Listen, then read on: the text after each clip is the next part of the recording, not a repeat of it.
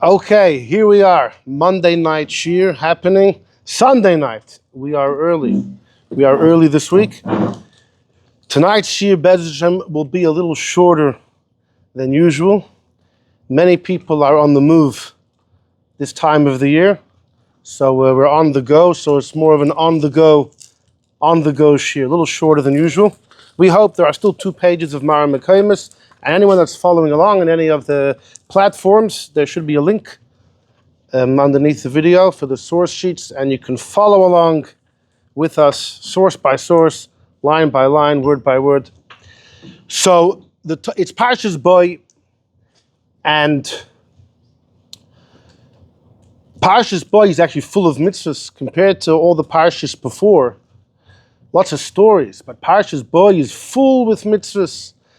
Korban Pesach, Yom Tov Pesach, and Matzah, and Chometz, and etc. But of course, at the end of the Parsha, we have Tefillin. And not just once, but we have it twice. Parshat Bo ends off with Kadosh Li Kol B'chor, and the last Parsha, which is V'haya Ki V'yacha. And in both of these segments of the Torah, the mitzvah of Tefillin is given. Twice the mitzvah is given. The mitzvah is also written 2 more times in Chumash, where? In Parshas Va'es Chanon and in Parshas Ekev. In Va'es Chanon you have Shema, where it says Ukshartam la'isal yadecha v'elo tetafes. And in Va'es Chanon as well, in Ekev you have Yin V'hayim Shemaya, the same thing. So 4 times the Torah says a mitzvah to wear tefillin. And what do you write and put in the tefillin? Those 4 parshas where the mitzvah is said. The exact 4 places where the mitzvah is said, those are the parshas that you write. And you have the tefillin shal yad and you have the tefillin shal rosh. Fine. There are many debates when it comes to how to make tefillin. To the point that the Vilna Gaon famously said, if we would want to be yotzei all the opinions, you would need 64 pairs of tefillin to be yotzei the mitzvahs. But there is one particular debate that's not often discussed because it's seemingly not halacha l'maaseh. And that is, when did the Yidden actually begin to put on tefillin? Did they begin in this week's parsha, when Moshe gave us the mitzvah? The Eibusha told it to Moshe, Moshe told it to us. In Parshat Bo, before Matan Torah, we were given. Or maybe at a later point. Now, why would it be a later point? Why would we have kratzt? If you're given a mitzvah, you do it. Right? Zizin magdimin le mitzvahs, mitzvah bo liyadcha al tach mitzvah. Mitzvah you have an opportunity to fulfill. You chaparan and fill. What would be the reason they would have done it later? Well, it says in Masechta Menachos, there's a Mishnah. The 4 parshas of tefillin, ma'akfin zeh es zeh. If you have 3 out of the 4 parshas, it's garnished. It's not like 3/4 of a mitzvah yet. Meaning it's 3/4 of a mitzvah, which is, it doesn't have substance, it doesn't have validity. It's not a mitzvah until you have the 4th parsha. So here's the deal. If Shema and V'hayim Shemaya are 2 out of the 4, and they're only said in the Eschanan and Ekev, and that was during the 40th year, more precisely during practically the last month of Moshe's life. Parshas Devarim is Moshe's Farbrengen with the Jews before they enter the land of Israel. In Arvas Moav, the plains of Moav, east of the Jordan, of the Yarden, and Moshe begins on Rosh Chodesh Shvat, which by the way is tonight. And Moshe Farbrengs for 36 days until Zayin Adar, when he passes away. Although there's one opinion, the Radak brings an opinion that Moshe passed away Zayin Shvat. But that's not the classical approach, as it's Zayin Adar. And in this last month, plus change of this, the last words of Moshe, where he rebukes us and he inspires us and instructs us, encourages us, commands us, Moshe tells us Shema and V'hayim Shemaya. It sounds like for the 40 years of the desert, we didn't have those 2 parshas. So what did the Jews do in Parshat Bo when they were told Kadosh Li and V'haya Kviyacha? In both of these parshas it says V'haya l'chol la'ois al yadchol zekarim beinenecha. And then again in V'hoya Kiviyacha. Like, what did they do? They only had 2 out of the 4 parshas. And the Mishnah in Menachem says, the Arba parshas of Tilat Ma'akva Zu. You can't have 2, can't have 3, for sure not 2. So what did they do? This is the big question. So, the base Elokim from the Mabit, Moshe ben Yosef Trani, lives in Tzfas in the 1500s. So he's part of the all-star team in Tzfas. Right, Baruch, did we ever have we tried to list Chachamim of Tzfas in the 1500s. We got, what, 20, 25 or something? And that was just a rough draft. That was just the first round. Imagine we tried again. So amongst the great sages in Tzfas in the 1500s, there stood out the Mabit, Moshe ben Yosef Trani. He was on the Bezdin together with Rabbi Yosef Kaira. The 2 of them led the rabbinical court in Tzfas. Right, it's no slouch. In fact, the Mabit received authentic smicha. He was one of the few that received authentic smicha. And to receive authentic smicha, you have to be able to pasken b'chol ha-Torah kula. He was a dayan for 54 years. It says on his matzeva, Don Yodin Amoy. Don, 54, Yodin. He judged his nation 54 years. He had a few debates, famous debates with Rabbi Yosef Kaira. But the Mabit was a legend, and his son, in his elder years, he had a son, Rabbi Yosef, who was the Maharit, Rabbi Yosef Trani, who was one of the greatest poskim of the next generation.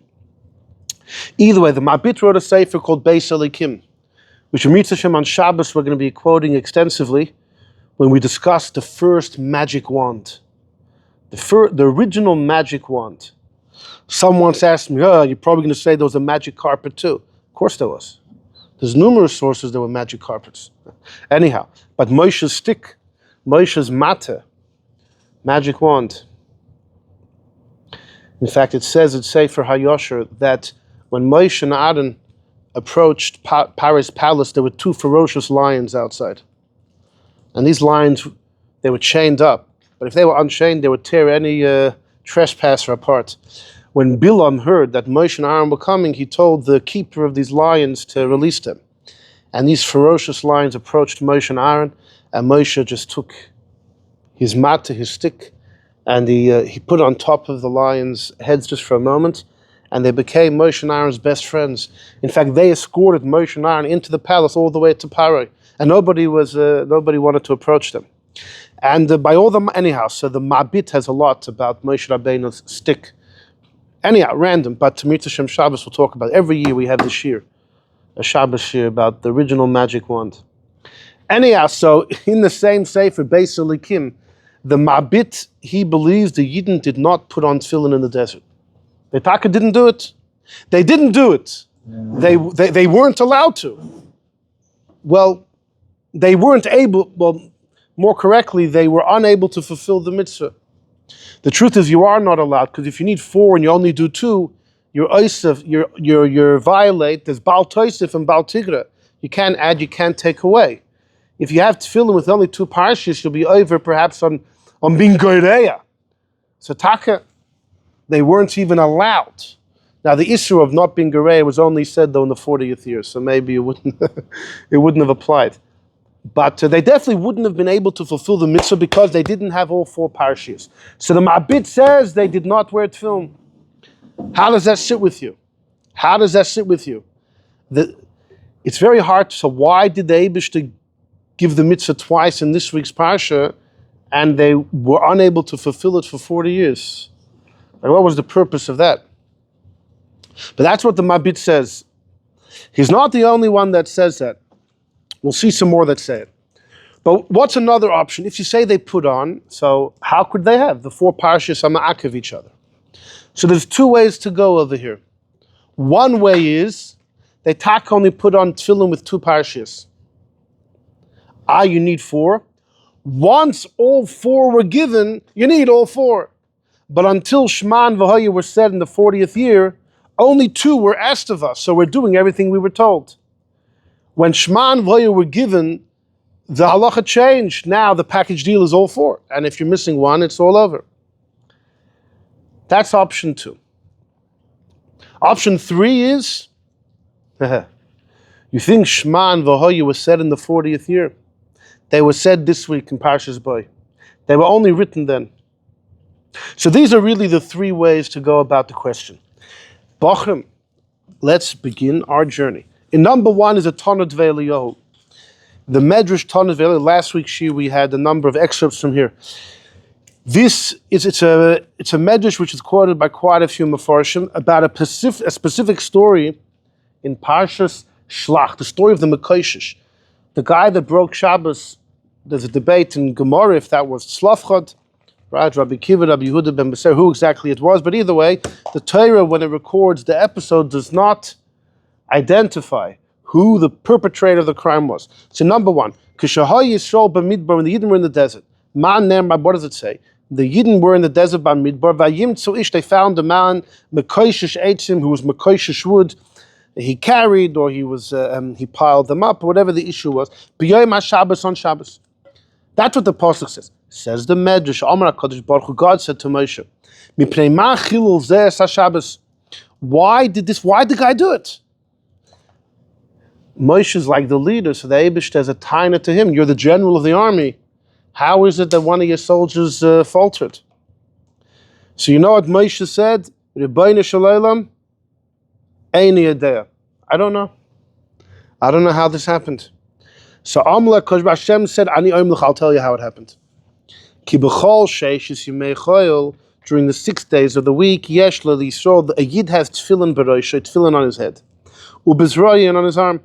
He sees the tefillin, and he'll refrain from doing anything inappropriate. But now comes Shabbos, there's no tefillin, right? There's no Shabbos, there's no tefillin. Therefore, this person was Mechal Shabbos. He had no reminders. He didn't have any reminder to prevent him from sinning.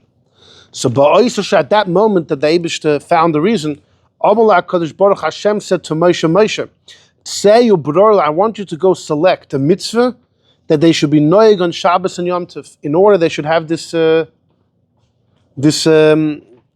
called a reminder, this protection. So what was the mitzvah? Ze mitzvah tzitzis. Tzitzis is specific on Shabbos. It's to take the place, to provide the protection that tefillin ordinarily supplies. You know, it says in Parshas Vayakal, Lo yisavaru eish b'chomesh v'seichem b'yom HaShabbos. Don't burn a fire in your house on Shabbos. So there's an old word that the eish here doesn't just refer to a physical fire. It refers to the fire of machlokes. A whole week people are busy, right? So you're busy, so who has time to fight? But once Shabbos comes and all the regular activities cease, you have all this time on your hands. And what happens when you have time on your hands? What happens when you go on vacation, you have time on your hands? You become grumpy, right? Vacation. Who enjoys vacation? Oh, this is so expensive. Oh, in that restaurant, I could have made better food at home. And the hotel. You're happier at home. Once you go on vacation, you have nothing to do. You start thinking. Once we start thinking, so it's downhill from there. And yeah, so Shabbos, we're not busy with work, so now there's time to fight. So lo yisavaru eish. Don't burn a fire. Don't let the fire of machlokes burn in your home on Shabbos. And so the Medrash is saying that comes Shabbos, there's no tefillin, so what's going to protect me from sinning? Tzitzis, the mitzvah of tzitzis. Shenemar dabnei so they should make tzitzis fine. Ureisa ma'isi uzchartem, you remember mitzvahs Hashem. So where tefillin don't help us, namely Shabbos, tzitzis kick in. But what do you see from this Medrash, Bachrim? When did the story of the Mekoshesh happen? Yeah, it's in Parshat Shlach. But Chazal tell us it happened early on when the Yidden, very early in their journey of the desert. It was almost immediately when it happened. And yet the Eibusha tells Moshe, because Shabbos we're not wearing tefillin. What does that Medrash tell you? That the Yidden were wearing tefillin in the desert. Yes? That's one raya. Look at number 2. This is Taisus, the Das Kenim, Mibali Ataisus, in next week's Parshat B'Shalach. V'hamayim lohem chaymoha, miminam, u'mismai lam. The water was a wall. Says Taisus, Choyma chosriksiv, choyma is without a vav. Like chema, as if anger. Originally, in the outset, the water, the Yamsuf was full with anger. In other words, like the Mechilta says, that there was a taina to God. Why would the sea split for the Jews to be saved and for the Midrashim to be killed? Halalu avdei avodah zara, v'halalu avdei avodah zara. The Yidden had sunken into the 49th level of Tumah, right? So the water didn't want to split. God made a condition with the water when He created it. You'd split when the Yidden come. So you have the famous Chassidish explanation. When God created the water and told the Malach, Memuna alayam, you'll have to split one day for the Jews, the Malach asked, and show me the Jews, and it was shown all of these neshamas of the Yidden, so holy. So the Malach said, for sure we'll split the water for them. But when the Yidden actually came, they didn't look very holy. They sunk into all the voodoo and black magic and avodah zarah of Egypt. They were very tameh. They were not pure at all. And the Yam said, this wasn't the agreement. This is a mekach choice. I didn't agree to split for this. Until he saw the Oren of Yosef. So the Aaron, right, like it says in Medrash Tehillim, Hayom ro'o vayonos, the sea saw and it fled. Vayonos is learned out from what it says about Yosef. Vayonos vayetze hachutza, that he ran outside by the wife of Potiphar, whose name was? Right. So Aaron Kalina says, when the Yam saw the Oren of Yosef, Yosef in the exterior looked like, the king of Egypt. But inside, he was Yosef HaTzadik. So the Yam understood that on the outside, the Yidden could look very tameh, but inside, they're still the same Neshamas Yisrael. And that's what caused the Yam. Hayom Ra, Vayonas, it saw and it fled. The Medrash Tehillim says, it saw the Oren of Yosef, and then it realized it needed the same Neshamas, so it fled. It split.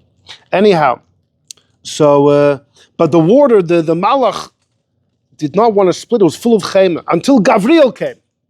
The Somam kachayma b'seich hayom, and Gabriel said, I'm here to do business. And he split the sea. Vayam machriz, and he called out to the water, and he said to the water, he told the water that was to the right of the Yidden, don't come crashing down. Hizoru b'Yisrael. In the future, they're going to receive the Torah being given from the right hand of Hashem. As it says, it says in Parshat Bo that God gave us the Torah fire from His right hand. Matan Torah was going to happen shortly after the splitting of the sea, a number of weeks later. So in the future, they're going to get the Torah from the right hand of God. So the Yidden are protected from their right side. Chazer va'amr, and then he said, L'mayim shebismoilem, to the water on the left. Beware of the Jews. Asidin lahaniach tefillin b'smoil. Translate. In the future, they're going to wear tefillin on their left arm. What do you mean the future? This is in Parshas B'Shalach next week. If they began putting on tefillin this week, so Gabriel should say that they are putting on tefillin. What in the future? What do you mean the future? Sounds like they weren't putting on yet. So if they weren't putting on then, when would they have started? By Matan Torah? In Parshat Yisrael, nothing changes then. They were already given Kadosh Li V'Ra'avyah in this week's Parsha. If they weren't putting it on in B'Shalach, it's probably because they had to wait for Shema and V'Hoyim Shemaya. That's what it would seem from here. And then Gabriel told the water that was behind them, beware of the Yidden, because they're going to wear tzitzis. They're going to be wearing the tzitzis from behind them. And the waters listened, and they stood erect as walls. So that's the Medrash that Tosfos quotes in Das Kain and Parshat B'Shalach. There it seems very clear that they were not putting on tefillin. So at this point it seems like a debate between the Midrashim. All right? As mentioned, the Mabit says that they did not wear. I'll throw in it of Yonis and Eibishitz. In his Sefer Medrash Yonason, in the beginning of B'Shalach, it says, "V'chamushim olu b'nei Yisrael." The Yidden left Egypt chamushim. Chamushim can mean 1 out of 5 left, or 1 out of 50, etc. But another pshat Rashi says is they were mezuyonim, they were armed. The Yidden left Egypt armed. So what were they armed with? Crossbows, bows and arrows, spears, knives, swords. daggers, machetes. What were they armed with? So Rabbi Yonason says that tefillin is the armor of the Jew. As it says, the pasuk says that the nations of the world will see the name of God. Shem Hashem nikra lecha v'yarav meka. They'll see the name of God on you, and they will be afraid. And the Gemara says in Brachos, Abraisa, Rabbi Lezer Hagadol says, Elu tefillin shebarash. They see the tefillin, they fear. And the Rebbe quoted this by the mitzvah of tefillin for the safety of Yidden in Eretz Yisrael. It's literally our armor. So Rav Yonason Eibeshit says this. 300 years ago he's saying this. When the Yidden left Egypt, Chamushim, the armor was tefillin. Before Matan Torah. Why are they wearing tefillin? From Parshat Bo. They began immediately. That's his take. Okay. So we see it's machlokes Medrashim, machlokes Mabit, Rabbi Yonason Eibeshit. Let's move. Join me in number 5. This is from the Torah Sheleimah, from Reb Memachem Kasher. Reb Menachem Kasher, who lived in America at the end, in Manhattan actually. And the Torah Sheleimah is an encyclopedia on the Torah, collection of all the Torah Shebal Peh, Gemaras, Medrashim, tons of random Medrashim, very hard to find. And he quotes all the words that Chazal say everywhere and anywhere related to the pasuk. And then on the bottom he has extensive footnotes. And then in the back of each volume he has extended back notes and essays, and it's incredible. It's a marvelous work, and the Rebbe often is mitzayin to it. So in Torah Sheleimah, Parshat Bo in the back, he writes like this in number 5. Matzasi, I found le'echad min harishonim. One of those mins are extra. You can cross out either one you want. So I found from one of the Rishonim the Ra'avon HaYarchi. Yarchi means from Lunel. Yerech is a moon, lunar is moon, so the city Lunel in Provence is called Yarchi. Many people that come there are called Yarchi. And whoever comes from Montpellier is called Hohor, min Hohor, from the mountain. So he writes, but Shuvil is printed from a manuscript in Ginzei, Yerushalayim. Okay. V'im Tishal, he says, Heyach Dorshu Chachamim, the Ravon HaYarchi, one of the Rishonim, he asks, there is Allah, the words Laman Tiyeh Teres Hashem Beficha, it says that by tefillin, that in order the words of Hashem should be in your mouth, that tefillin must be made from food that you could eat. Lim'ute behema v'chayetz meima. The skin can't come from a behema or chay which is not kosher. It has to be a kosher animal. It doesn't have to be shechted. The animal could be an avela, so the meat could be not kosher. But the animal needs an essence to have been kosher. Although we have many stories of people that were machmir, they wanted dafka to write, even a Sefer Torah, which needs a lot of klaf, on a... Even the ink? Yeah, the ink also, yeah, it has to be kosher, yeah. Anyhow, so some were machmir at certain times to dafka get from shchutas, from animals that were shechted, mamish kosher. But the din is not like, the din is you don't need that. Just can't be tomei, it can't be treif. Because the Torah says that it has to be edible. So frek the Ravon, when was the pasuk said Laman Tiyeh Teres Hashem? When was it said? This week, right? You say it in Rabbeinu. This week. This week, the laws of kashrus weren't given. And this week, all animals are equal. So if when tefillin were given, we were told that you should be able to eat it, that would include anything. Laman Tiyeh was said before we left Egypt. Bevoyel Pari, in Parshas Boyel Pari. Va'az, at that point, behema v'chayet me'eh shavalehem k'toheres. Everything was mutter b'ficha. And he says, we find this in Perek Gid HaNosha, that Gid HaNosha noig b'tohera b'tmeli. Rabbi Yehuda holds the Gid HaNosha, the Osir Gid, in animals is whether the animal is tohera or tmeya. Va'atam, and what's the reason of Rabbi Yehuda? Because the Isur was given, it happens in Parshas Vayishlach. At that point, all animals are equal. Kishanesra boy, because when it became Asur, the Behemoth Tmei was equal to Tahira. So the Gemara says it, so the Ravon says, so let's just apply that exact same logic to the pasuk in this week's parsha, Laman tia teres, in order should be edible. Everything's edible. The obvious issue is, but then why would God say it needs to be edible? Well, what, to only to remove Eiver min achai that was already osur? Maybe the pasuk would just be there to exclude if a limb fell off a living animal, so that.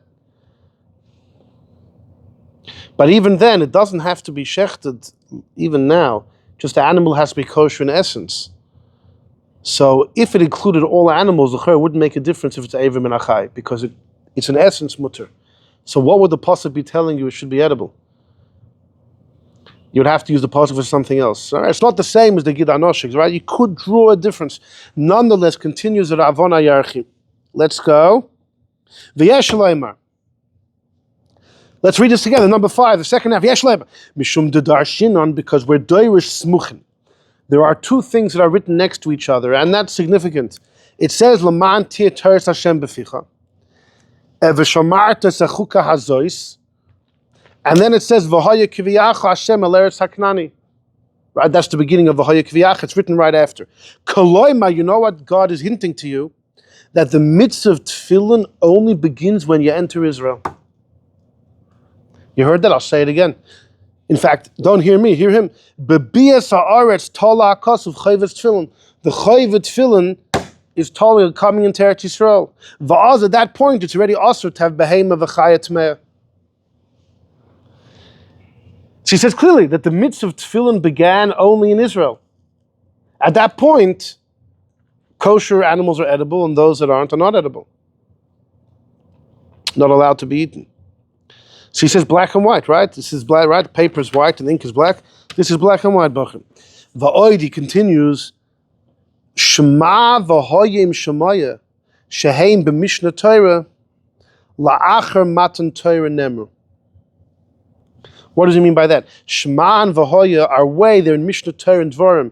They're after Matan Torah. What does he want with that? But it doesn't say there that it has to be edible.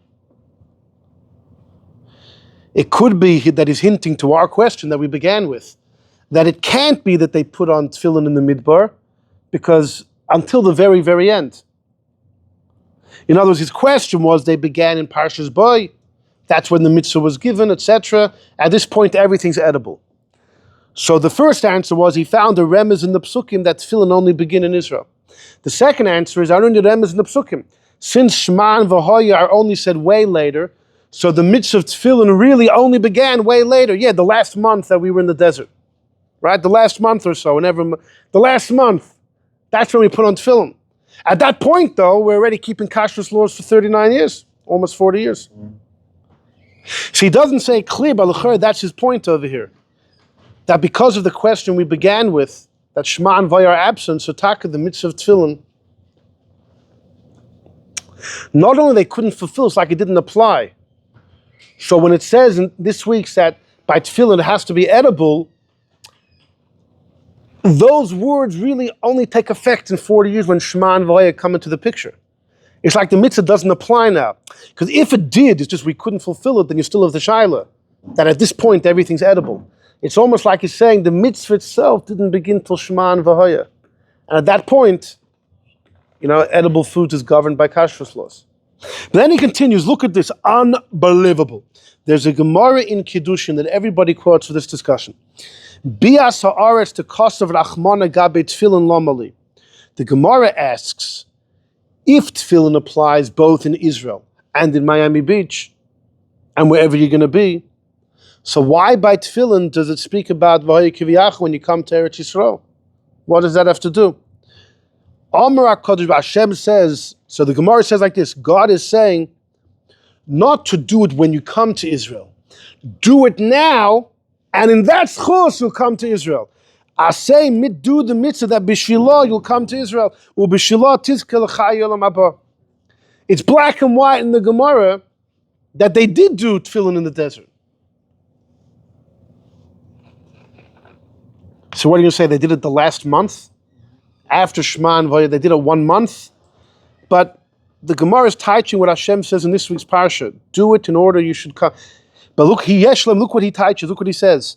The pasuk's telling you not to do it in the midbar, to go back to Israel, but between the Churban Bayis Rishon and the building of Bayis Sheni. She'im ya'asku mitzvah begolus, if after you come to Israel and the mitzvah begins, right? And then later you're thrown out, keep doing it, because bishvila, you'll come back to Israel, because shkula k'chol ha-mitzvahs. So he says, yeah, tefillin applies everywhere, but only after we came to Eretz Yisrael. At that point, it always applies. So if we go into Golus, do it in order that the Eibush will bring you back to Eretz Yisrael. But not that while they were in the Midbar, they put on tefillin. That's what he wants to say at this point. Okay, so you have the Mabit is backed up by the Ravon.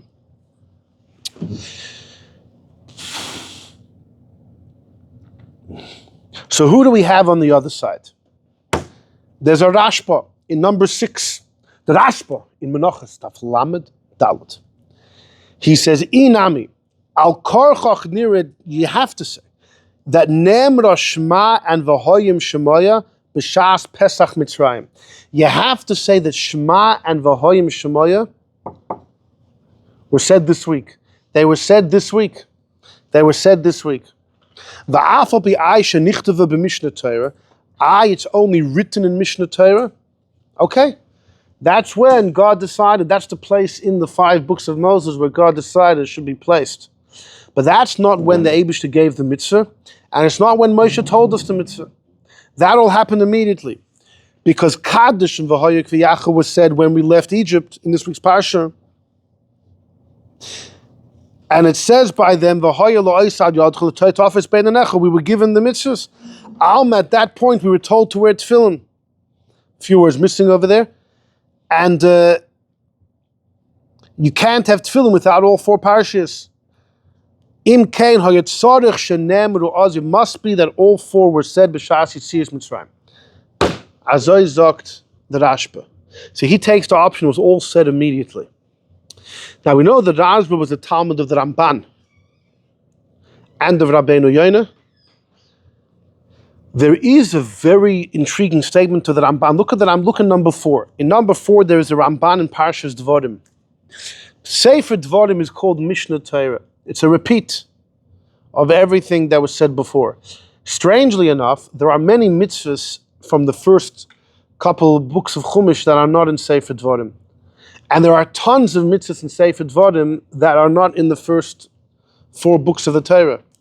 So in what way is Sefer Devarim a repetition? Many things that were said before were not said again, and there's many new things. So what way is it a repetition? So, there are those who simply believe that the Eibishter told everything to Moshe already in early days, already in Har Sinai, or in the Oyel Moed, and Moshe already heard everything then. He told it to us as well. In the last 36 days of Moshe's life, he told everything again. So everything was taught twice to us. But when it came to writing down the Torah, certain mitzvahs were selected to be written in Sefer Shmos or Sefer Vayikra, and certain mitzvahs were selected to be written in Seder Dvarim. But as far as what Moshe told us, you could say Moshe told us all 613 before, and then he retold all 613 then. So that's why it's a repetition. As far as what Moshe said. When it came to writing down, so many mitzvahs are not written twice, so some of them were selected to be in an earlier sefer, some a later sefer. But that's not the take of the Ramban. Look at the Ramban in number 4. Va'oid Yosef b'sefer hazeh, ksas mitzvahs shaloi nitzkul, there's new mitzvahs in Sefer Devarim, like Yibum, the din of Motzi Shemra, divorcing a woman, Eidim Zoyman, and many more. So the Ramban says like this. Did Hashem only tell Moshe these mitzvahs in the 40th year? No.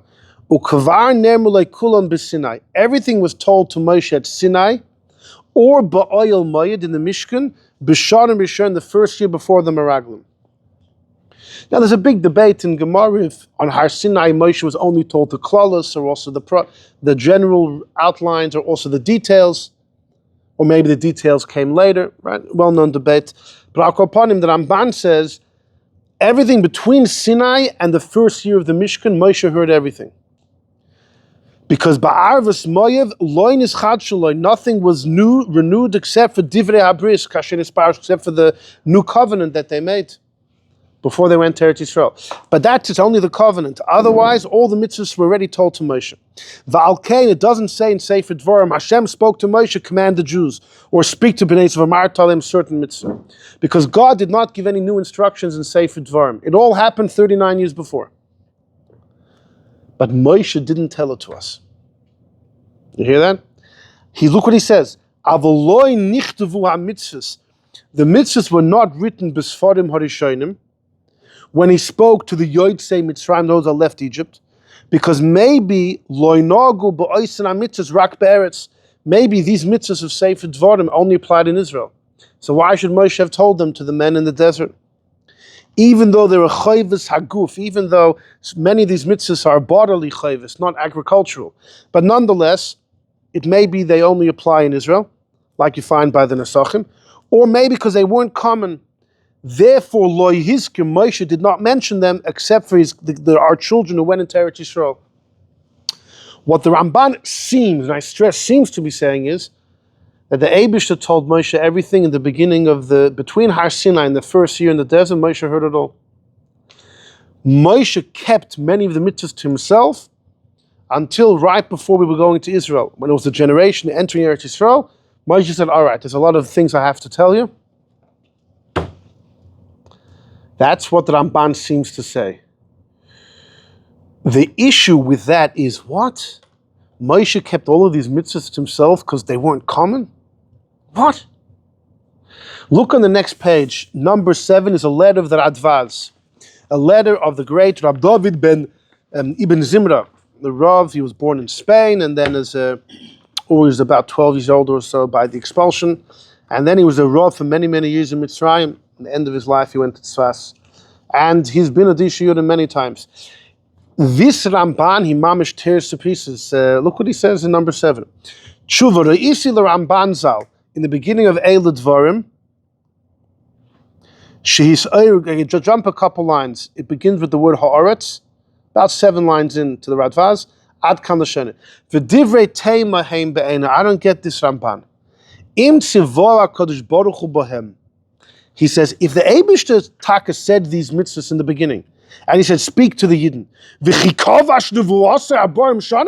40 years Moshe kept the nevuah, a Navi can't be kovish nevuah. If the Eibishter told it to him, how could he hold it to himself? Can't be. So the im tziva behem, so maybe though Hashem told it to Moshe, but he said, let's keep it between us for the next 39 years. Don't tell them until we're samuch l'knisasam la'aretz, which, by the way, at that point, is before the Meraglim, right? The Ramban said. So at that point, they were still going into Eretz Yisrael. So the plan wasn't for Moshe to hold on to it for 40 years. The plan was to give it as they enter Israel, which was shortly after. Still, but Moshe held on to it for a couple weeks, a couple months, or a year. But that could have been at the advice of Hashem. The Eibishter could have said, don't tell them until we're about to enter. So frek the Radvaz, so then let the Eibishter stall and only tell Moshe at that time. So lo yitzava, why would the Eibishter be mitzvah? He should wait. Samach l'knisas l'aaretz. So Mimanashach, if the Eibishter told Moshe, I want you to give over to the Yidden this and this mitzvah, he didn't tell him for 39 years. So maybe the Eibishter told him l'chatchila, let's hold off until we're about to enter Israel. So the Avashayil on God, says Radvaz, let the Eibishter only tell Moshe when it becomes relevant. Why did Moshe have to stomach? You know what it's like to hold in information and not be able to reveal it? It's very difficult. Very hard. Va'oid kosher, he says, B'chlal, Shemitah and Yovel and many mitzvahs which depend on agriculture only apply in Israel. And yet they were told, in Parshas Bahar, right, not in the 40th year, Bahar is still in the first year, the beginning. How does Bahar begin? Shemitah, Yovel, what's the Ramban saying? Why were they told that? And also, he says, Roiv ha-mitzvahs in Sefer Devarim are chayvus haguf. They're not limited to Israel at all. Why were they not said to the Yotzei Mitzrayim? And also the Ramban says maybe they weren't common. So frek the Radvaz, Look at how many things the Yidden were told in earlier parashas, and some of them are very uncommon. And some of these in Dvarim are very common. And he says, the mitzvah of benching after eating, it's uncommon. You're only eating a few times a day.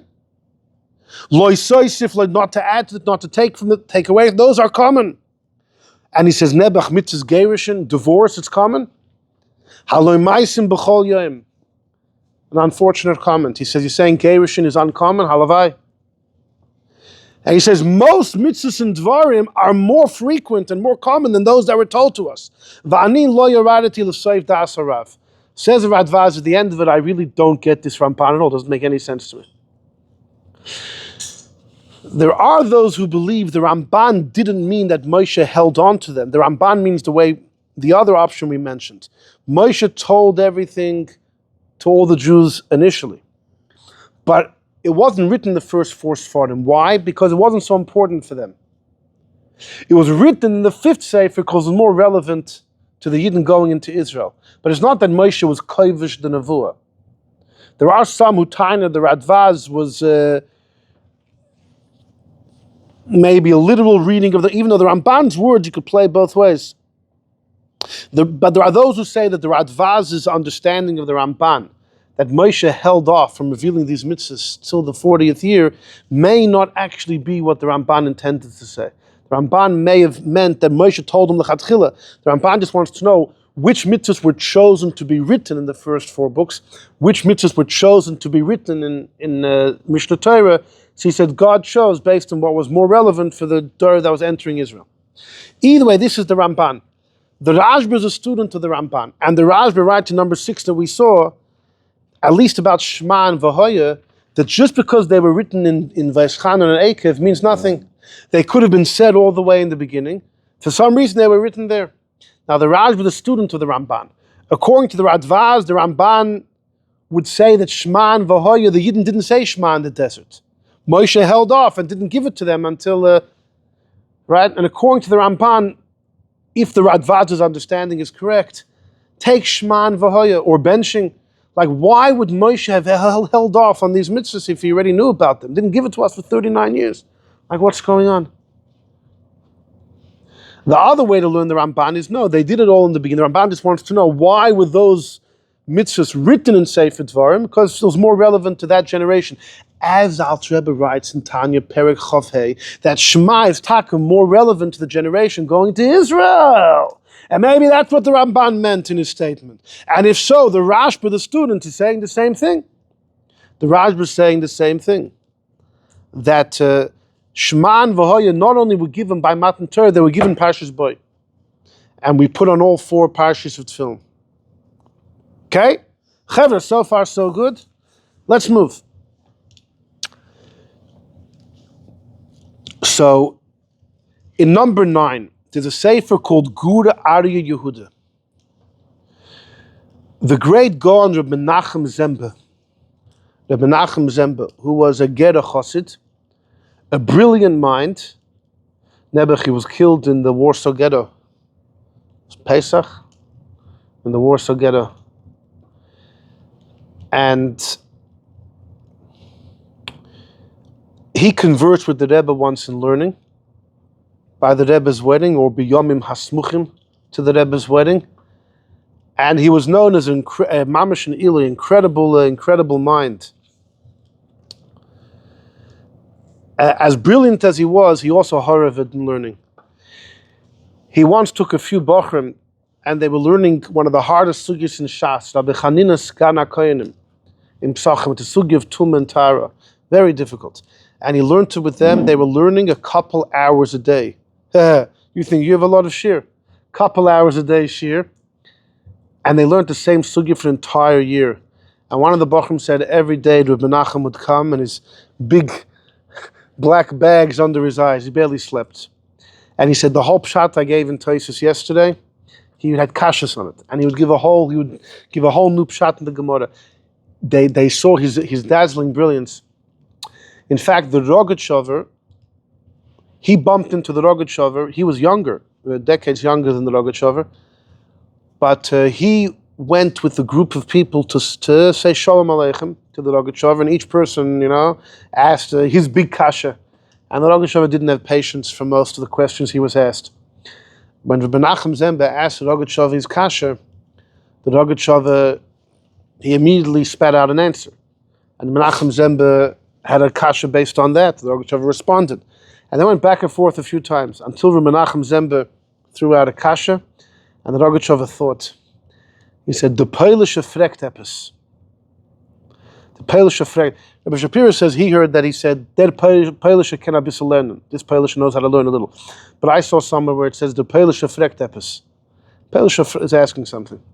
That's where it ended. Years later, the Reb was very ill before he passed away in 1936. He was very ill, to the point that he said, the Reb suffered severe pains in his head. He said, "Eibush, you want me to suffer, fine, but give me 1 day a week. 1 day a week when I could learn. 1 day a week." The Chidor writes in his Midbar K'teimus, he brings from earlier Sfarim, that there's an Indian that each person has 1 day of the week, which is his day.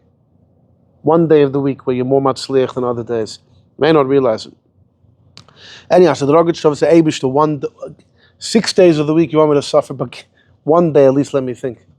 Anyhow, so the Reb traveled to different doctors, and wherever he traveled, he didn't want to visit him, but his health didn't allow him to be visited by all the crowds of people. So the people were not allowed in. But when the Reb heard that Menachem Ziemba wanted to visit him, he told the doctors, "Let him in, let him in." As soon as Reb Menachem walked into the Reb's room, this was years, like 25 years after the discussion that I mentioned before. As soon as Menachem Ziemba walked in, the Reb says, "Benegaya, the kasha that you asked," he says, "Here's the answer." Anyhow, so Menachem Ziemba had a son who was also a great god, and unfortunately passed away young. And there's a Sefer Gura Ari Yehuda, which is a lot of Torah from this boy. And in the back, there's a section of his Bar Mitzvah drasha. The following is from a Bar Mitzvah drasha that Reb Menachem Ziemba's son gave. It's a long pilpul. I'm only quoting a small part where he quotes from his father, Reb Menachem Ziemba. Join me in number 9. The Gemara in Menachah says, Tan Rabban, that brings a brisa, a well-known debate of Rabbi Akiva and Rabbi Shmuel. It says, L'toitafis, L'toitafis, L'toitafis. 3 times it says the word L'toitafis. Right? It says, because Tefillin is mentioned 4 times, but 1 time it says L'zikaron beinenecha, L'zikaron. 3 times it's Toitafis, and 1 time there's extra Vav. Harikan Dalad, that there needs to be 4 compartments, or 4 parshias. The Rebbe has the Sikha in Chelik Tes Veschanan, where he discusses what Rabbi Shmuel means. When Toitafis is Dalad, does that mean the Shaila is, I guess, is Toitafis. Does Toitafis mean the 4 compartments or the 4 parshias? But Rabbi Akiva says, Einot Sarach, you don't need the Toitafis, right? Toitafis twice without a Vav, once with a Vav, so you get 4. Rabbi Akiva says, no. Einot Sarach. Tat bekaspi shtaim. There's an old language called Kaspi. Tat means 2. Pas ba'afrikishtaim. Pas in African is 2. Toitafis is tat pas. It's from 2 old languages. Tat means 2. Pas means 2. So Toitafis itself means 4. You don't need to say Toitafis once, Toitafis twice, and then a 3rd time Toitafis with a Vav is adding 2 more. You don't need that. The word Toitafis itself means 4. Well, Pirish Rashi Zal, Demikan, from here you see you write 4 parashas and 4 batim. Fine. V'tzarich bir, he says, what's the nafkamina of Rabbi Akiva and Rabbi Shmuel? Do you learn 4 parashas migufei dekra from the word Toitafis, or miyatura dekra, because it said it 3 times? Well, kvar dibrum is that people talk about. Omna, my father Shlita says there's a nafkamina, because kvar is omer for everyone wants to know lachker about tefillin in the desert. That it doesn't say parashas Shema and Vay were not said until the 40th year. So im came mitzvah tefillin in this week's parashas, 2 parashas, Kadosh V'Yacha. So we wore tefillin with 2 parashas? Or sure maybe, no, the law is chila mitzvah. The mitzvah did not begin until we got all 4 parashas. So the last month we were in the desert. Maybe that's when it began. like the Mabit Tainas, and like Taisus in number 2, and like the Ravon in number 5.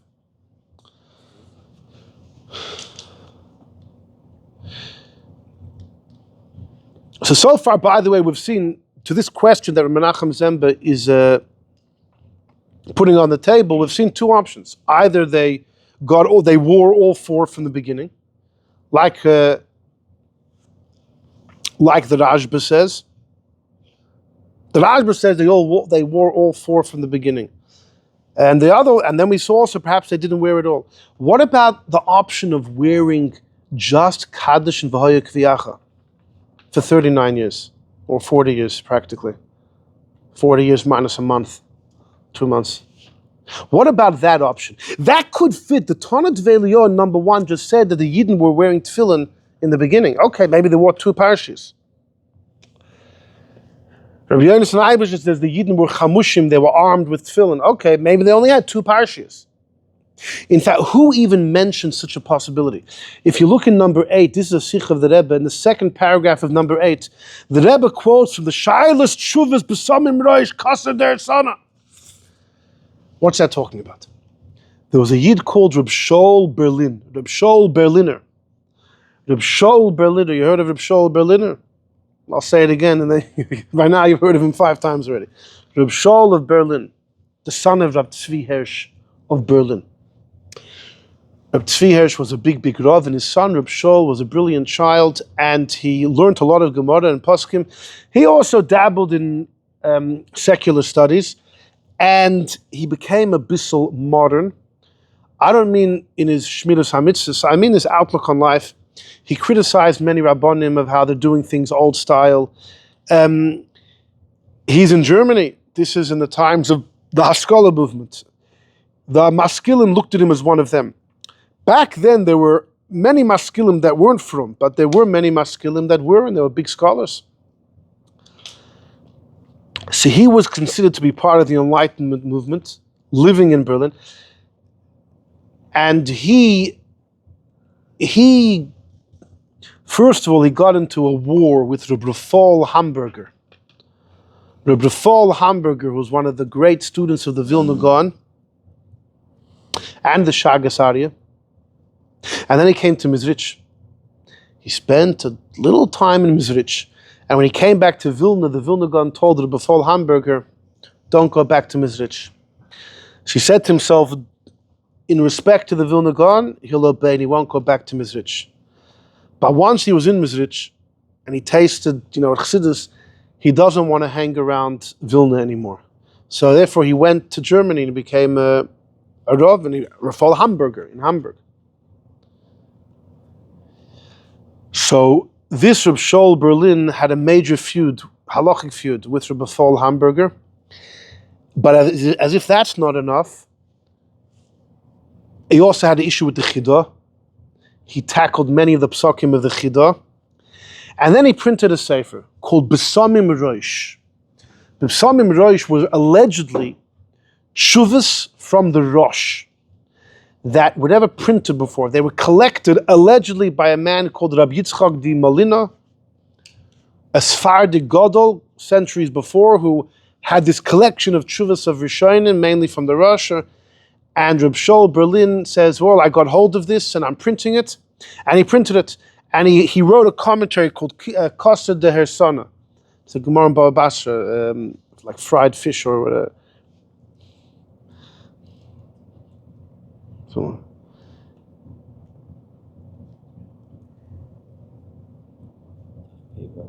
it's called B'samim Rosh. B'samim was the amount of tshuvas that were there, and Rosh is because it's from the Rosh. What was the response?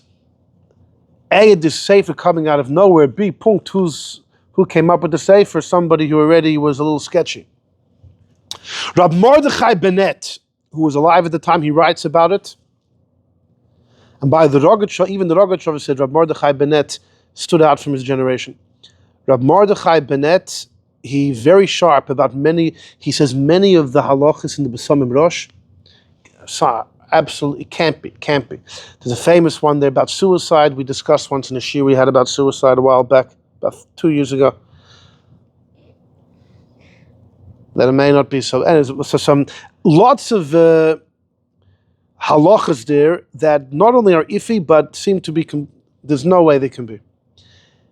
And so Mordechai Bennett believed that much of it was a forgery from Reb Shaul Berlin. He made it up. Lav dafka all of it, but a big chunk. Of course, Reb Shaul Hamburger, after his feud with Reb Shaul Berlin, questioned, you can't trust him, a word that comes from the fellow. But you'll be surprised, Rabbi Akiva Eger, he quotes from it. He quotes from the Sefer. The Avnei Nezer says that anyone who has a drop of fear of God would never look into the book, would never have the book in his home, b'samim rosh. And he says, I think you should burn it, b'yom kippur shechol b'Shabbos. Even if Yom Kippur falls on Shabbat, you should burn the book.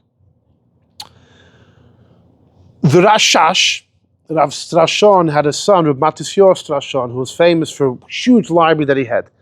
Rab Matisyahu Strashon, right, and he has comments in the back of the Gemaras. He says like this. He says, okay, let's say Taka, it's not from the Rosh, it's from Reb Shaul Berlin, but there is so much scholarship there. It's a gewaldige sefer. The arguments there are powerful. The logic, the lamdas, it's a real scholarship. It's a great book from an Achron, and therefore carries weight. So it's not from a Rishon, it's from an Achron. It's almost like by the Zohar that you had so many groups of how to view, right? You have the Arizal, the Baal Shem Tov that we view comes from Rabbi Shimon Bar Yochai. And you have those that viewed, it came from Rab Moshe de Leon, who discovered it, and maybe he forged it. And there were others that said, even if it was Moshe de Leon's own book, he was a major Kabbalist. Even if it's his, it's still a very important Kabbalistic work. And then you have Yankov Emden and others who say some of it comes from Rashba, some was from Moshe de Leon. You have almost all those exact opinions you have by the Besamim Rosh. Is it from the Rosh? Is it partially from the Rosh? Is it a forgery from Shaul Berlin? And like Rabbi Matisyahu Strashon, even if it's Reb Shaul Berlin, it's a great book. The Stipler, the Kehillas Yankov, he said people should stop bad-mouthing Reb Shaul Berlin. Because he died already 150 years ago, he says. And his neshama has already been rectified in heaven. There's no reason to continue bad-mouthing him. That's what the Stipler says. Anyhow, so the Rebbe quotes it. Not just the Besamim Rosh, the commentary, the Kosta de Hersana, which is from Reb Shaul Berlin. That's for sure from him. There's Chuvas and then there's his commentary. The Shal is if the whole thing was made by him, whatever. But actually, the Chidon is Shem Agdolim says, you know what the Shail on Besamim Rosh is? It's not Shaul Berliner. It's this Yitzchak di Molina, the Sephardic guy 200 years before who had the collection with him. He's the one that may have been Messiah and forged. That's what the Chidon writes in the Shem Agdolim. If you look at number 12, I have in the back of the Shem Agdolim, this is not from the Chidah, somebody else put it there, but there's a piece from number 12 of Reb Shaul ben Agoin Marein of Tzvi Hersh Av Bezdin Kala Berlin. And he wrote a sefer Mitzvah Yikusil. Kol Yimei Chai Shaul, the whole life of Shaul was full of hardship and anger. Initially he was the Av Bezdin in Frankfurt, not the Main, but the Oder. There's a river Main and there's a river Oder, two different rivers in Germany. Each one has a city, Frankfurt, by the river. After he put out the Sefer Mitzvah Yikusil, where he was critiquing the Torah Yikusil, which is from Reb Shaul Hamburger, he had tremendous misnagim carried out against him because he was disrespectful to Reb Shaul Hamburger. Yotze chutz migeder kavod harav. Until the Dayanim of Altona, Reb Shaul Hamburger was a Rav in Ehu, which stands for Altona, Hamburg, and Wandsbek. Three cities, areas next to each other. They persecuted Reb Shaul, they put him in Cherem. And even the Goinim, amongst them his father, the Goin and the Noid of Yehuda, even though some were Mavatal the Cherem, the Noid of Yehuda was Mavatal the Cherem against Reb Shaul Berlin. It didn't help. It did not help. The Noid of Yehuda was Mavatal the Cherem against Reb Shaul Berlin. as did Reb Shaul's father, Reb Tzvi Hirsch. It didn't help. And the Ben of Frankfurt, the order, they threw him out of town. He was demoted. And then Van Nod, he went to London and he became sick and he died early. Anyhow, it doesn't even mention here about his Sefer. So he was about the Besamim Rosh, but he was a very controversial Yid. Against, he attacked the Chidah and Reb Paul Hamburger for sure. And he was considered a maskil by many, that not to be trusted. It's sad because he was a huge goan. That's the point of Rav Matasyahu Strashon, that the guy was a huge goan. Just look what he says. His arguments are great. It's Torah, it's Geschmack. And his argument needs to be taken. Who cares it was published under the name of the Rosh? There were those that when they quote the Sefer, they called it Kisvei HaRosh, the writings of the Rosh. And others would then call it Kizvei HaRosh, the lies of the Rosh, the lies, because it's not really from the Rosh. Anyhow, in the Koser de Hersana, Reb Shaul Berliner Tainas, first he believes that they taka wore tefillin with just 2 parshas. They taka wore tefillin with just 2 parshas. And like I said, the Tanad Ve'Eliyah that we began with that says they wore tefillin, okay, they wore 2 parshas. 2 parshas. And by the way, maybe that the Medrash in number 2 in Tosfos that says the Yidden in the future will wear doesn't contradict. Because maybe to be spared from the water crashing on you, you need to have all 4 parshas for some reason. I don't know. So that's taka only in the future. They currently had 2. And Rabbi Yonis and Eibeshitz about that the Chamushim, they were armored with tefillin. Okay, they had 2 parshas with tefillin. It is an option. So he brings it up. Reb Shaul Berliner is famous as the one who wants to say that maybe they taka wore 2 parshas with tefillin.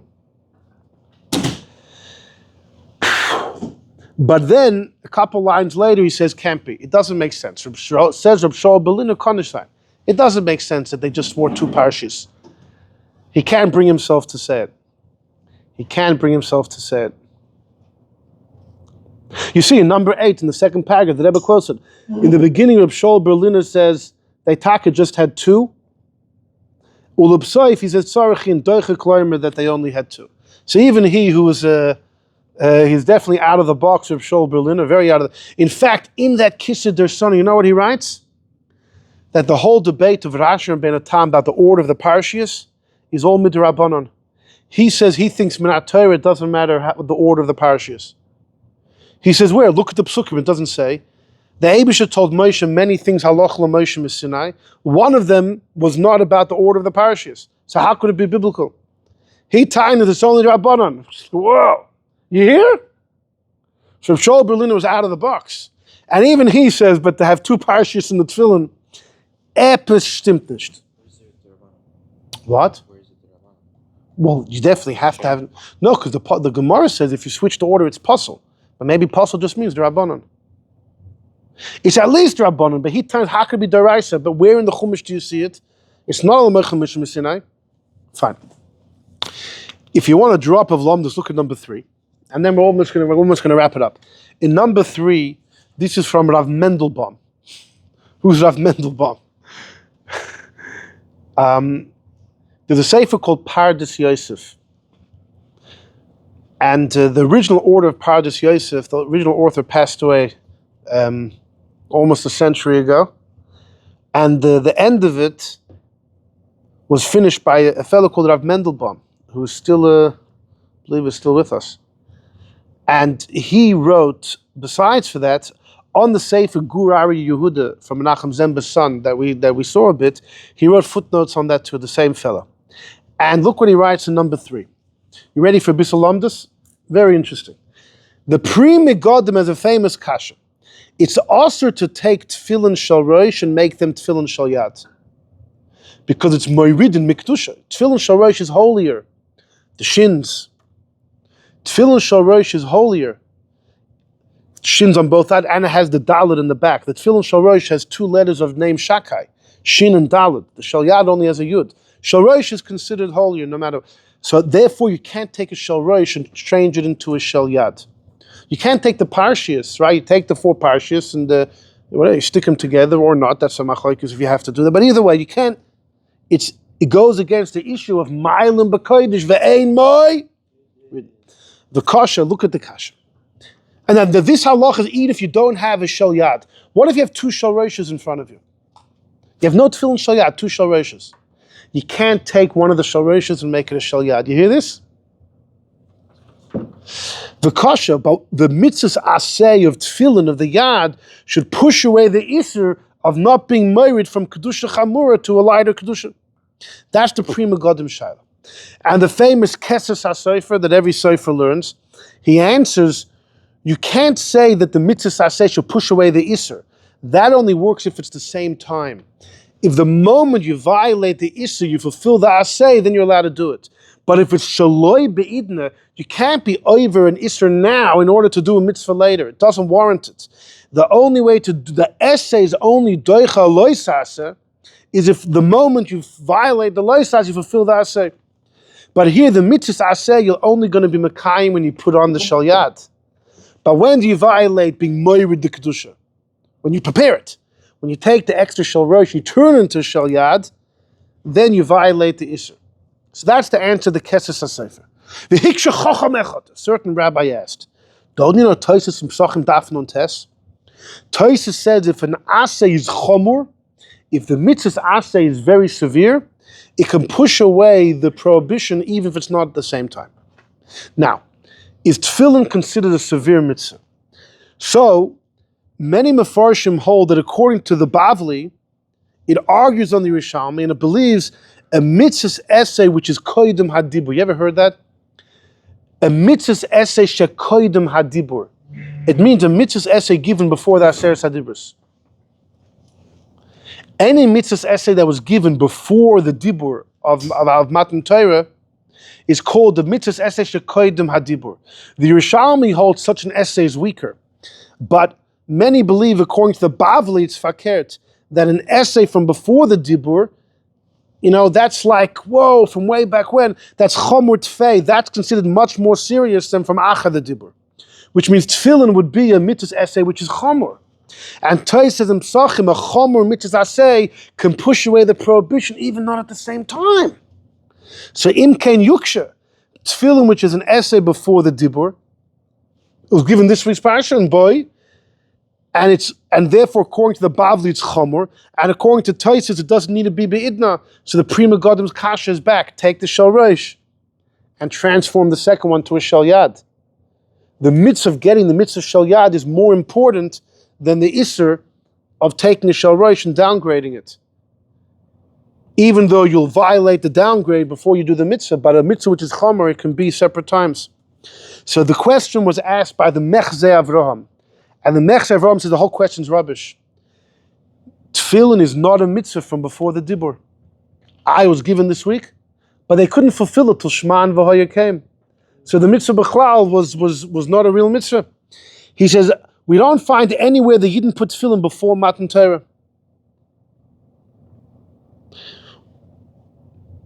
Faket Tosfos number 2 said that Gabriel told the water they're going to wear tefillin. Ubefrat that in Parshat Bo it only says Kadosh and V'Hoya, but Shema and V'Hoya weren't written till way later.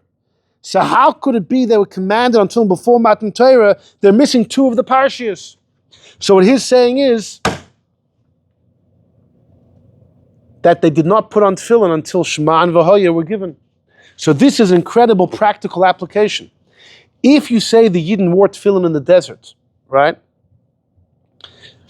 So whether you say like the Kisser their son wanted to say maybe they wore 2 Parshios, or you say like the Rashba they wore all 4, if you take one of those 2 options, then tefillin is a mitzvah which is before the dibur. According to the Bavli, it's a mitzvah essay which is chomur. According to Tosfos and Psachim, once it's chomur, you can be over an iser even if it's not at the right time. So the din of the catch of the prima godim will remain, and the din will change. You could take a shel rosh and turn into shel yad. So there's a practical application from this whole discussion. Back to Menachem Ziemba, number 10. So Menachem Ziemba's son is still talking at his bar mitzvah, and he says like this. So in number 9, he wants to know what's the debate of Rabbi Akiva, Rabbi Yishmael. We saw this, right? What's the debate of do you learn the 4 parshas and 4 compartments from Taitofis, or Rabbi Akiva says, no, it's the word Taitofis, Tat Bekaspi, Pas Ba'afriki. So then he quotes the Rashba. He says, and my father showed me this Rashba. And then he says, the one we saw in number 6. So join me in number 10.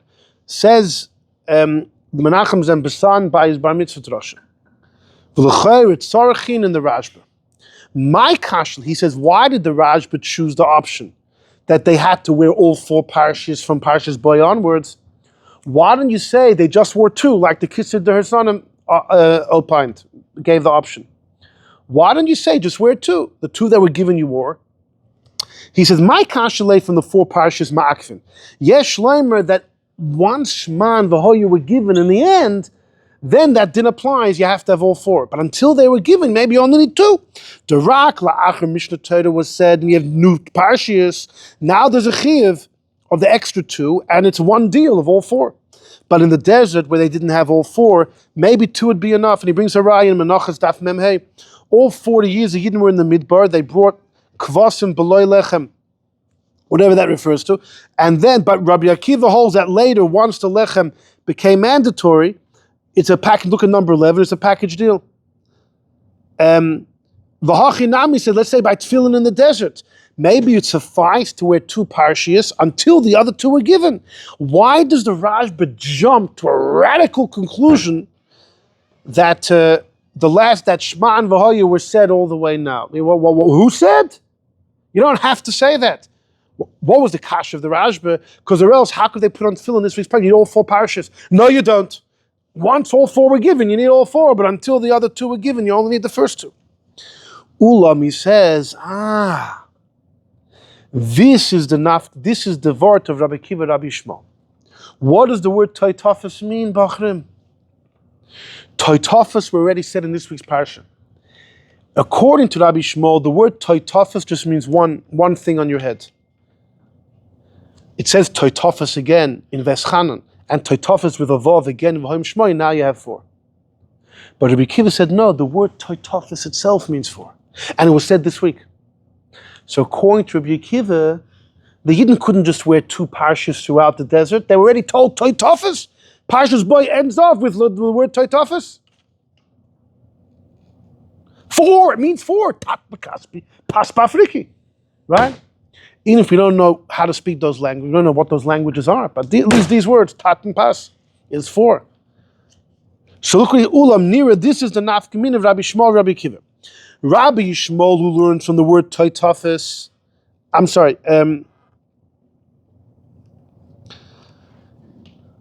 according to Rabbi Shmuel, the word Taitofis proves nothing. It just means one thing. Taitofis could mean something that you adorn yourself, or like Rashi quotes from Menachem ibn Saruk, Taitofis means something that is seen by others. That's why the Shal Rosh is called it's seen, the Shal Yad's not really seen. So according to Rabbi Shmuel, the word Taitofis gives you no indication. It's only miyatur from the extra. Taitofis does 4, you get 4. So according to him, you could taka say, Yesh Loimar, that koidim shenemru beis parshias shnius, according to which before Shema and V'hoyu were said, taka in the desert you could have 2 parshias. And the Kitzur der Hersanim could be right. Reb Shaul Berlin could be right, they wore 2. Because the fact that tefillin needs 4 was only said later. But the Rashba's kasha was according to Rabbi Akiva. He says the word Taitofis means 4. And it was said this week, so immediately in the desert they needed 4. But they were only given 2. It's like Hashem says, you need to have 4 parshas, here's 2 of them. That's great, what do I do now? But some parshas that were said in the desert, it says Taitofis in Boy, which is Pat Ba'afriki Shtaim and Tat Bekaspi. Valzek continued, that's the kasha, where are the 4? So the Rashba said, you have to say they were. Or you say they didn't put on. The Rashba doesn't like that. They put on. So the only option is 4. So that's why Ulefiza, now I get the nafkamina of Rabbi Shmuel and Rabbi Akiva. Because according to Rabbi Shmuel, Taka, he'll say they wore tefillin of 2 parshas. But Rabbi Akiva said the word Taitofis means 4 compartments. And that was said this week. So then you have to say they had all 4.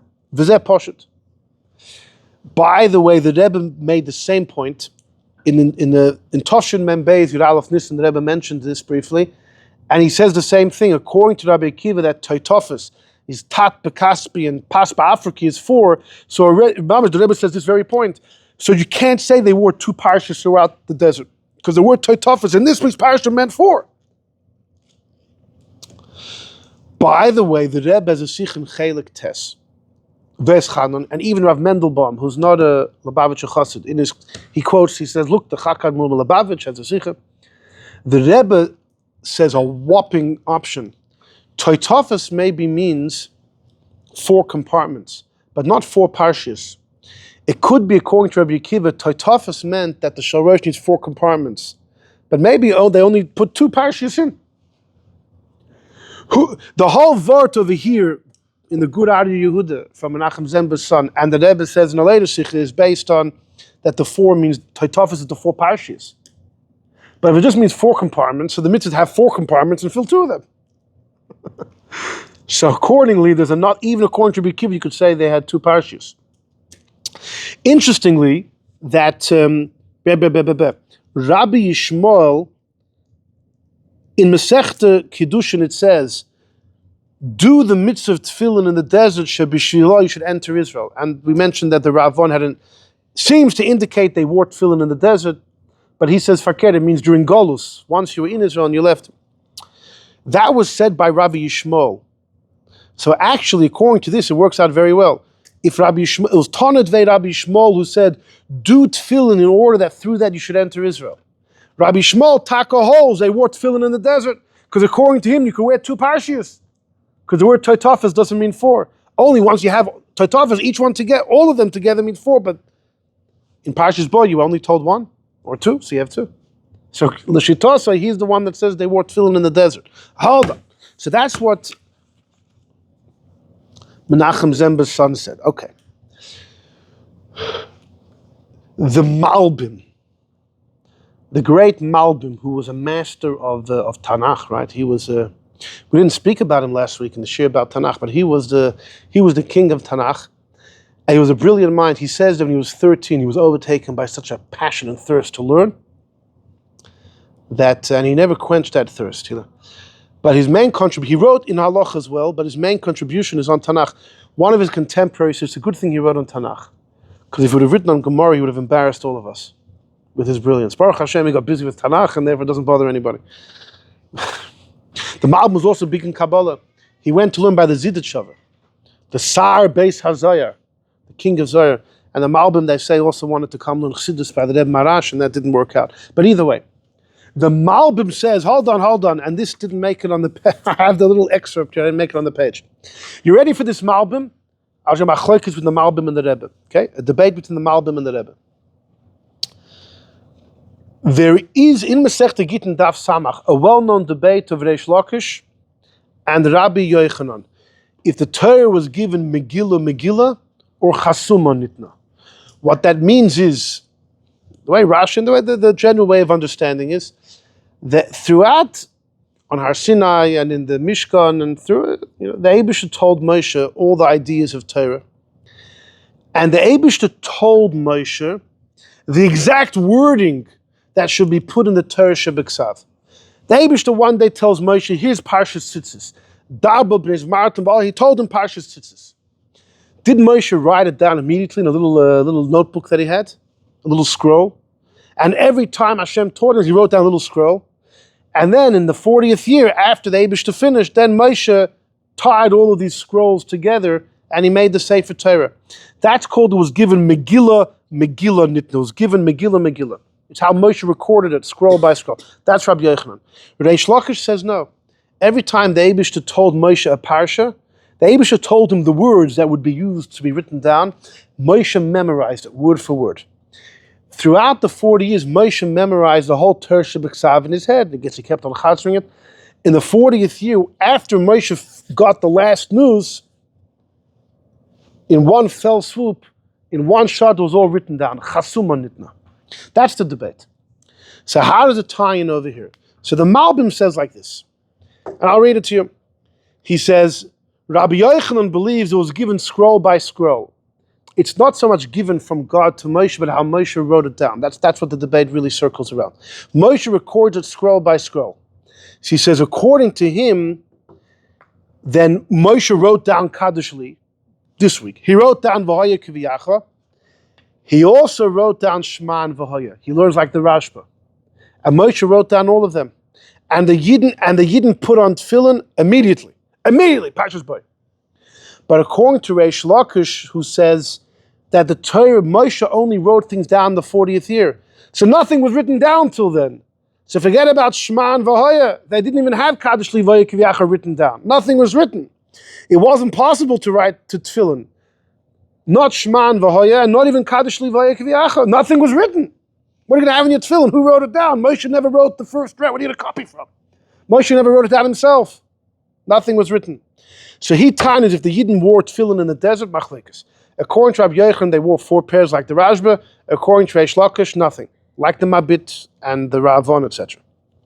The Rebbe, look at number 8. This is a Sikha in Tafshin Chof Dalet. In number 8, the Rebbe is really discussing mezuzah. If mezuzah was only given in Shema and V'hoyim Shemaya, so how was Korach fighting about the mezuzah with Moshe Rabbeinu? Right? Abayis, Molis, Farm. What mezuzah? That's what the Rebbe is. So in the discussion, the Rebbe is looking at number 8. There are those that say that in the desert they didn't wear tefillin, the Mabit, etc. The Gemara in Kiddushin that says do the mitzvah in order to enter Israel. So we saw the Ramban gave his pshat, and the Rebbe says you could teach that do the mitzvah in order you should enter Israel means you will enter Israel because you will fulfill the mitzvah later. Right? Just you see, you translate it the opposite way. You'll enter Israel not b'schus the tefillin you'll do before or currently, but the mitzvah you'll do later, because the Eibusha knows the future, etc. And then he quotes the Kiseh de Hersana that we saw, and then he quotes the Rashba. The Chedushia Rashba, this is the Rashba we saw. Let's just read this paragraph. We're in number 8, the 3rd paragraph. He says, since Kadosh and V'hoya were said when we left Egypt, and the Eibusha says put on tefillin, so you see the Eibusha told us to wear tefillin. But tefillin need 4 parshas. It must be that Shema and V'hoya were said then, but in the Chumash they were only written later. Then the Rebbe said, I have a shaila, but Dvarim shebal peh, iya Torah Sheleimah b'ksav. Right? The Gemara there in Gittin also says, we spoke about this last week as well, Dvarim shebal peh have to remain oral, and things that are written should remain written. But if Shema and V'hoya are only going to be written in the 40th year, right? So they weren't written yet. So it's like Dvarim shebal peh. So how could the Yidden have all written it down? If it was only going to be written in the 40th year, right? Hello? If it was only going to be written in the 40th year, so until then it's like Dvarim shebal peh. It's not really Dvarim, it's Dvarim shebeksav that just wasn't yet written. It's not really Dvarim. But l'chera, how could they write it down?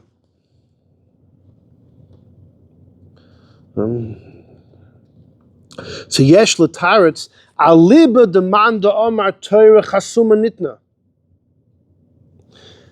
The Malbim said if you say Torah chasuma nitna, then they could only wear tefillin the 40th year. It wasn't written down before. But the Rebbe says fakert. If you go with Torah chasuma nitna, then you can to explain why they did wear v'hainu. Because the Nesinas HaTorah B'Ksav, Torah Chasuma Nitna means it was all written down the 40th year. That's when the writing began. Meaning that started in the 40th year. But until the 40th year, the whole Indian of writing didn't exist. So you can't say, Dvarim Shebeksav and Dvarim Shebal Peh. The whole Indian of writing didn't yet exist. So it's just the opposite. If I care, according to the Rebbe, if you say Megillah is given scroll by scroll, then Kadosh Li V'hoya Kviyacha, I get it. But Shema and V'hoya, how did they put those on? Right? The Malbim says if you say Megillah, they put on all 4. But where's Shema and V'hoya? Moshe didn't write it down to the 40th year. How did they even get access to it?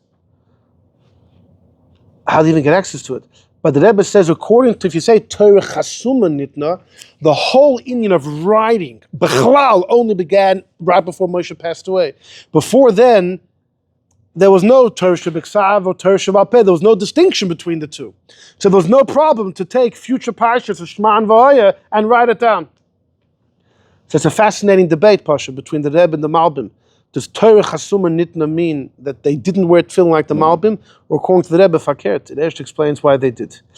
Anyhow, so that's the end of this discussion. So there's generally three ways of looking at this. Either the Yidden did not wear tefillin, the Ra'avon Hayarchi, the Mabit, etc., or and the Mechze Avram we saw in number 3, the whole pulpul over there, or the Yidden wore 2 Parshios.